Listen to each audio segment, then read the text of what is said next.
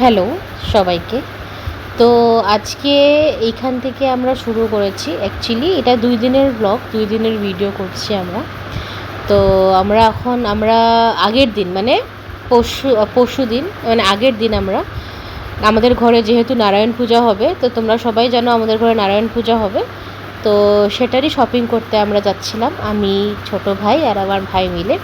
আমাদের সামনে গণেশগুড়ি মার্কেট আছে, তো সেখানে আমরা যাচ্ছিলাম পুজোর বাজার করতে। তো এদিকে গণেশগুড়ি তোমরা কে কে গেছো একবার বলবে তো, বিকজ গণেশগুড়িটা আমাদের ঘরের থেকে বহুত সামনে, তো তাই আমরা এখানে ফল বাজার বা যতই পুজোর বাজার যা যা হোক সব আমরা এখান থেকেই করি। আর আমার ভাই এত বাজে অ্যাঙ্গেল থেকে ভিডিওটা করেছে যে কি আর বলবো বলো। চলো, নতুন নতুন শিখছে, তাই হোক। তো এখানে যেমন আমরা দেখতেই পাচ্ছ অনেক ধরনের ফল, আর এখন তো গরম সিজন, তো গরম সিজনে অনেক টাইপের ফল বেরিয়েছে। যেমন কি আগে তোমরা দেখতে পাচ্ছ আম, বাট এখন আমটা নিলাম না কারণ আমটা প্রচণ্ড টক, তার জন্য আমটা নিলাম না, তার জন্য অন্যান্য ফলই বাজার করছি। তো নারায়ণ পূজাটা কেন হচ্ছে সেটা বলে দিই। অ্যাকচুয়ালি বৈশাখ মাস যেহেতু শুরু হচ্ছে, আমরা বেঙ্গলি নিউ ইয়ারও পালন করেছি, তো আমরা এভরি ইয়ারই বৈশাখ মাসে একটা মা নারায়ণ পূজা রাখি আমাদের ঘরে। এটা পজিটিভিটি ফিল হয় না বছরের প্রথম দিন, যেহেতু বেঙ্গলি ইয়ারের বছরের প্রথম দিন যদি আমরা একটা ভালো পুজো দিয়ে শুরু করি, তাহলে এমন মানে যে পুরো বছরটাই আমাদের ভালো যাবে, তাই না? অ্যান্ড এই মাসে সবাই নারায়ণ পূজাটা খুব করে, তো তার জন্য আমরাও মানে প্রত্যেক বছরই আমরা করি পুজোটা। তো তার জন্য আপনাদের কাছেও একটু তুলে ধরলাম। কেমন, আমরা বেশি অত আহামরি করে করিনি, ইচ্ছা আছে একটু মানে সামনের বছর একটু ভালো করে বড় করে করার। আপনাদের আশীর্বাদ থাকলে ডেফিনেটলি হবে। তো দেখতে থাকো। এখানে আমি আমি বাজার করতে তো এখন শিখেছি, আগে তো আমি বাজার করতে পারতামই না, সত্যি কথা বলতে। বাবা থাকতো তো বাবাই বাজার করতো, তারপরে বাবা যাওয়ার পর আমি আস্তে আস্তে আস্তে আস্তে শিখেছি। তাও যে আমি পুরোটা বাজার করতে পারি তেমন না, যত দাম বলে একটু সেটু কমাতে লাগে কমাই, আদারওয়াইজ যা বলে আমি সেটাতেই নিয়ে আসি। 800 টাকা বললে হ্যাঁ ঠিক আছে দিয়ে দাও। তো আমি এখনও প্রো হইনি বাজারে, আশা করছি শিখতে শিখতে করতে করতে হয়ে যাব। কি বলো তোমরা, বলো? তো এটা হলো আমাদের, এখন আমরা ফল বাজার করছি, তো দেখতে থাকো।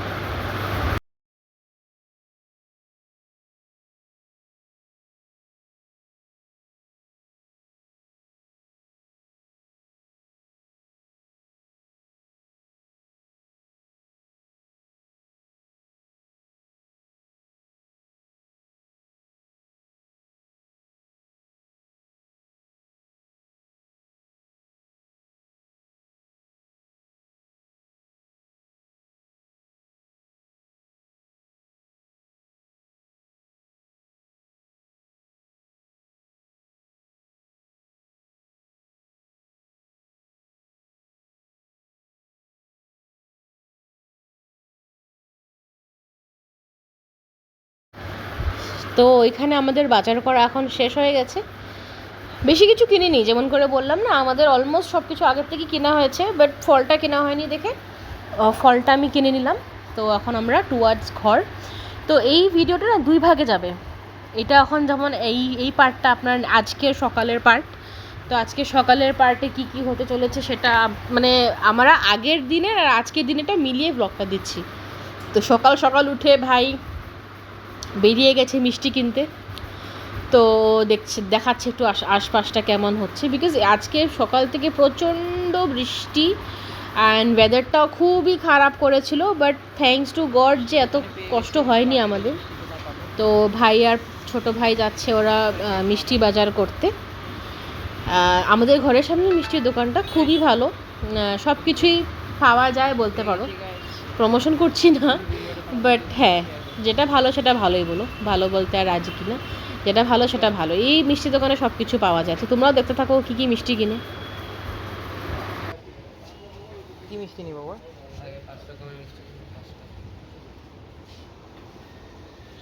মিষ্টি পেয়ে গেছে। 5 রকমের মিষ্টি, মানে এক জায়গাতে 5 রকমের মিষ্টি দাও। হ্যাঁ, এক পিস করে। আর কি নিবে? ফোন করতো আমার মোবাইল থেকে। ধর এটা ধর, কাজ করলি কাজ করছি। অনেক ধরনের মিষ্টি আছে।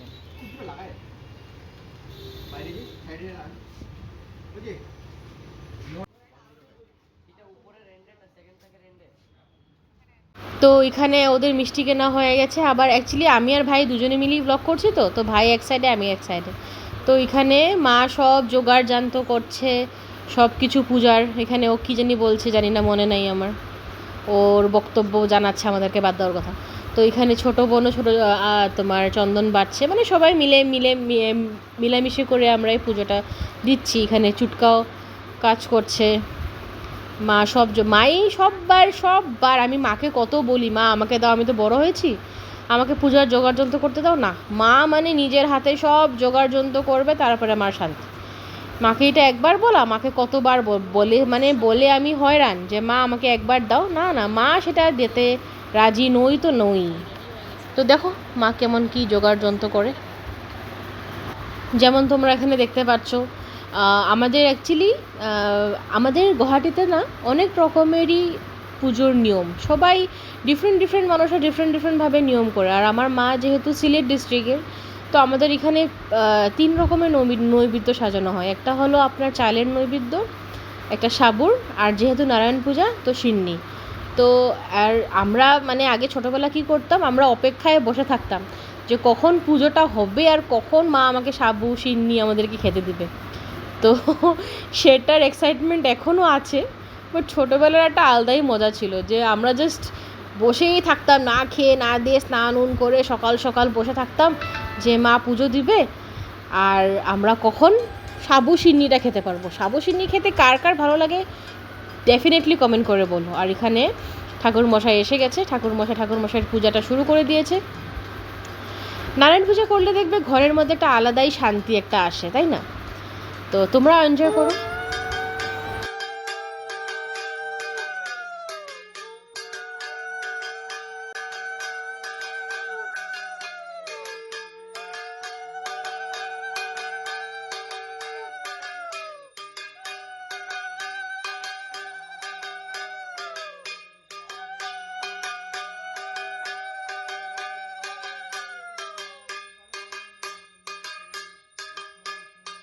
তোমাদেরকে না আমাদের ঘরে যে নারায়ণ ঠাকুরটা এসেছিলো তাকে দেখাবো এই ভিডিওর মাধ্যমে। তোমরাও নারায়ণ ঠাকুরের ব্লেসিংসটা তোমাদের কাছেও এসে যাবে ব্লেসিংসটা, আশা সেটাই করছি।